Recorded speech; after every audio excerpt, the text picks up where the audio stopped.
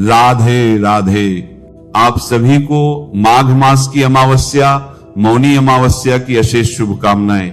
ये दिन बहुत ही पावन है, बहुत ही महत्वपूर्ण है। शास्त्रों में इस अमावस्या का वर्णन अद्भुत प्रकार से किया गया है। इसकी महिमा अपरंपार है। माघ मास की इस अमावस्या को मौनी अमावस्या कहा जाता है और इसी की गहराई में उतरेंगे, इसके रहस्य को समझेंगे और ये जानेंगे कि इस पावन तिथि पर हमारे लिए क्या करणीय है, कैसे हम इसका पूरा पूरा लाभ उठा सकते हैं। ध्यान से सुनिए और अपने हृदय में उतारिए। सबसे पहला प्रश्न यह उठता है कि आखिर इस अमावस्या को मौनी अमावस्या क्यों कहते हैं? इसका नाम मौनी क्यों पड़ा? इसका एक सीधा और गूढ़ कारण है। इस दिन मौन धारण करने की अपार महिमा है। मौन का व्रत, मौन की साधना, मौन की तपस्या। मुनि कहते हैं ना हम ऋषि मुनियों को, वो मुनि शब्द कहां से आया? मौन से आया। जो मौन धारण करते हैं वे मुनि कहलाते हैं। इसीलिए इस अमावस्या को, जहां मौन रहने का विशेष विधान है, मौनी अमावस्या कहा गया। शास्त्र कहते हैं कि जो मनुष्य इस व्रत को मौन रहकर पूरा करता है उसे मुनि पद की प्राप्ति होती है। मुनि पद यानी क्या? एक उच्चतम आध्यात्मिक पद, जहां वाणी का विसर्जन हो जाता है और आत्मा का शुद्ध स्वरूप प्रकट होता है। इसलिए हे प्रियजन, यह तिथि मौन रहकर साधना करने के लिए समर्पित है। अब एक और मान्यता है, एक और दिव्य कारण है। कहा जाता है कि इसी दिन ब्रह्मा जी ने स्वयंभू मनु को उत्पन्न करके इस सृष्टि के निर्माण का कार्य आरंभ किया था और ब्रह्मा जी ने यह कार्य मौन रहकर किया। एक गहन मौन के साथ सृष्टि की रचना का संकल्प लिया। उस मौन में से ही सृष्टि का उद्भव हुआ और उसके उत्तम परिणाम हुए। इसलिए भी इस दिन मौन रहने की परंपरा है, ताकि हम भी उस सृष्टि के मूल स्रोत, उस दिव्य मौन से जुड़ सकें।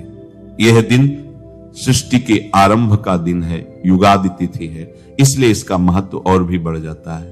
अब हम जानते हैं कि इस दिन क्या करना चाहिए। सबसे पहला और महत्वपूर्ण कार्य है स्नान। शास्त्रों का स्पष्ट निर्देश है कि इस दिन मौन रहकर स्नान करना चाहिए। चाहे आप प्रयागराज में हो, किसी पवित्र नदी जैसे गंगा, यमुना, सरस्वती के तट पर हो या फिर घर पर हो, मौन धारण करके स्नान करें। इस मौन स्नान से अनंत पुण्य की प्राप्ति होती है। यह सिर्फ शारीरिक शुद्धि नहीं है, यह आत्मिक अभिषेक है। जल की हर बूंद मंत्र बन जाती है जब मौन रहते हुए उसे शरीर पर गिराया जाता है। यह स्नान केवल जल से नहीं अपितु भक्ति और निश्चलता से होना चाहिए। और इस स्नान की एक विशेष विधि भी बताई गई है जो पद्म पुराण में वर्णित है। सूर्योदय से पहले उठकर स्नान के जल में थोड़ा सा गंगा जल अवश्य मिलाएं। कुछ काले तिल उस जल में डाल दें। और एक और उपाय, तिल को पीसकर उबटन बना लें और स्नान से पहले शरीर पर लगाएं। तिल का उबटन लगाकर स्नान करना इस दिन अत्यंत फलदायी माना गया है। काले तिल में ऐसे गुण हैं जो नकारात्मक ऊर्जा को दूर करते हैं और पवित्रता को आकर्षित करते हैं। गंगा जल तो पवित्रता का सागर है ही। इस प्रकार स्नान करने के बाद स्वच्छ वस्त्र धारण करें। याद रखिए, यह सारा क्रम मौन रहकर करना है। वाणी को थाम लीजिए, मन को भीतर की ओर लगाइए और इस कर्म को करिए। इसके पश्चात का सबसे महत्वपूर्ण कर्म है पितृतर्पण। पितृतर्पण का इस दिन विशेष महत्व है। पद्म पुराण में वर्णन है कि माघ मास की इस कृष्ण पक्ष की अमावस्या को सूर्योदय से पहले जो तिल और जल से अपने पितरों का तर्पण करता है वह स्वर्ग में अक्षय सुख भोगता है। अक्षय सुख का मतलब समझिए, सामान्यतः स्वर्ग में हमारा निवास तब तक होता है जब तक हमारे पुण्य कर्मों का फल रहता है। जैसे बैंक में जमा रकम खत्म होने पर होटल से बाहर आना पड़ता है, लेकिन जो इस दिन सही विधि से पितृ तर्पण करता है उसे अक्षय पुण्य मिलता है, यानी कभी न खत्म होने वाला पुण्य। और अक्षय पुण्य मिलने का अर्थ है स्वर्ग में सदा के लिए निवास। साथ ही आपके पितर भी तृप्त होते हैं, प्रसन्न होते हैं और पितरों की प्रसन्नता सीधे आपके जीवन के संकटों को काटती है, कल्याण लाती है। अब ये तर्पण कैसे करें इसकी विधि भी सुन लीजिए।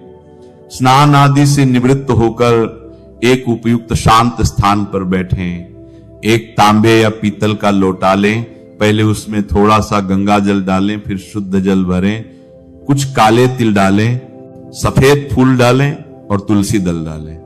एक महत्वपूर्ण सावधानी, अमावस्या के दिन तुलसी का पत्ता नहीं तोड़ना चाहिए, इसलिए पहले से ही तोड़कर रख लें या पहले के तोड़े हुए पत्ते का प्रयोग करें, फिर कुशा भी डाल सकते हैं। इसके बाद दक्षिण दिशा की ओर मुख करके आसन लगाकर बैठ जाएं, लोटे को सामने रखकर गीता जी के 7वें अध्याय का पाठ करें या श्रवण करें। गीता का यह अध्याय भगवान के विभूति और ज्ञान स्वरूप का वर्णन करता है। यह अत्यंत पवित्र है। गीता के पाठ के बाद लोटे को दोनों हाथों में उठाकर भगवान नारायण से संकल्प करें। संकल्प इस प्रकार करें, हे प्रभु, मैंने गीता के 7वें अध्याय का जो श्रवण किया है, इसका संपूर्ण पुण्य फल मैं अपने सभी पितरों को अर्पित करता हूं। इससे मेरे पितर तृप्त हों और उन्हें मोक्ष की प्राप्ति हो। फिर तर्पण आरंभ करें। तर्पण के लिए एक बड़ा पात्र लें, जैसे स्टील या तांबे का बड़ा बर्तन। अब सीधे हाथ में लोटा लें। सीधे हाथ के अंगूठे और तर्जनी उंगली के बीच के स्थान को पितृ तीर्थ कहा जाता है। इसी स्थान से जल की धारा छोड़ते हुए तर्पण करना है। ध्यान रहे, आपका मुख दक्षिण दिशा की ओर है और जल की धारा भी दक्षिण दिशा में ही गिरनी चाहिए। मंत्र बोलते हुए तर्पण करें।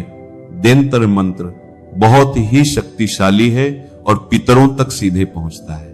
तर्पण के बाद इस जल को सूर्योदय के बाद और सायंकाल से पहले अधिमानतः दोपहर 12 से 12:15 बजे के बीच कुतुबकाल किसी पीपल के वृक्ष के नीचे अर्पित कर दें। यह कर्म आपके पितरों को अनंत पुण्य प्रदान करेगा। और आज मौनी अमावस्या है, इसलिए इसका फल हजारों गुना बढ़ जाता है। प्रियजनों, अगर आपके कुल में किसी की अच्छी गति नहीं हुई है या पितृदोष है, तो इस दिन यह कर्म अवश्य करें। यह बहुत ही प्रभावशाली उपाय है। इस दिन दान का विशेष महत्व है। शास्त्र कहते हैं कि जो मनुष्य इस दिन तिल की गाय बनाकर अन्य सामग्री के साथ किसी सदाचारी वेद पाठी ब्राह्मण को दान करता है, वह स्वर्ग लोक में अक्षय सुख भोगता है। तो क्या करें? तिल की गाय बनाएं। एक दिन पहले ही तिल और गुड़ के लड्डू बनाकर उसे गाय के आकार में ढाल लें। अगर गाय न बन पाए तो कोई बात नहीं, तिल और गुड़ ही ले लें। इसके साथ थोड़ा आटा, दाल, चावल, चीनी और दक्षिणा रखकर किसी योग्य ब्राह्मण को दान दें। यह दान आपको अक्षय पुण्य देगा। इस दिन अन्नदान, वस्त्रदान, दक्षिणा दान सभी का बहुत महत्व है। सर्दी के इस मौसम में गरीबों, साधु, सन्यासियों को रजाई, कंबल, लकड़ी दान करने से भी अपार पुण्य मिलता है, क्योंकि इससे उनकी सर्दी दूर होती है।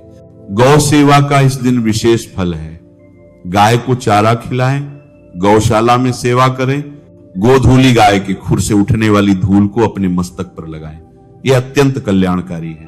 पीपल के वृक्ष को जल चढ़ाकर उसकी परिक्रमा करने और दीपदान करने का भी बड़ा फल बताया गया है। यह तिथि कोई साधारण तिथि नहीं है, इसे युगादि तिथि कहा जाता है। कुछ मान्यताओं के अनुसार इसी दिन से द्वापर युग का आरंभ हुआ था, तो कुछ कहते हैं कलयुग का।